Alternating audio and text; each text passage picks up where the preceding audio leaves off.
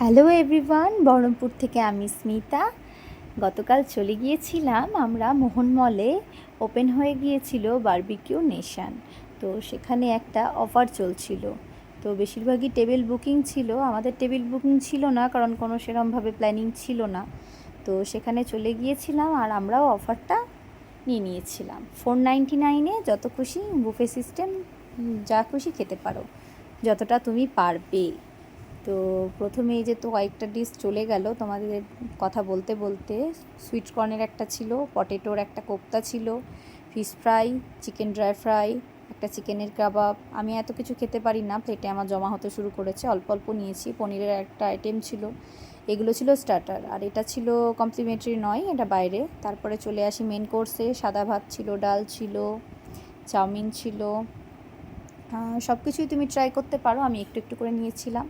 Chicken biryani ছিল, এটাও একটা চিকেনেরই আরেকটা আইটেম ছিল, বাটার চিকেন বা অন্য কিছু।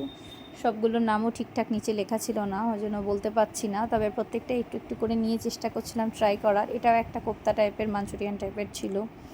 আর ছিল এটা একটা মাটার পনির বা এরকম কিছু, আর এটাও পনির, বাটার পনির মশলা ছিল। আর আরও অনেক কিছু ছিল। চলো, সব কিছু তো খাওয়া যায় না, তবে একটু করে টেস্ট করার জন্য একটু করে নিয়ে নিয়েছিলাম। এটা পোলাও।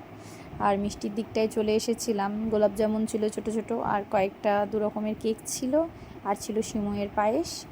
সবকটাই টেস্ট বেশ সুন্দর। আর কিছু স্যালাড বাদ চলে গিয়েছিল, তোমাদের আরও একবার দেখিয়ে দিলাম। তার সঙ্গে চাটনিটাও ভীষণ সুন্দর ছিল, আর রায়তাও ছিল।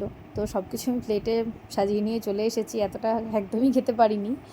আর মিষ্টির মধ্যে এগুলো ছিল, সবই নষ্ট করেছি আমি একদমই খেতে পারিনি।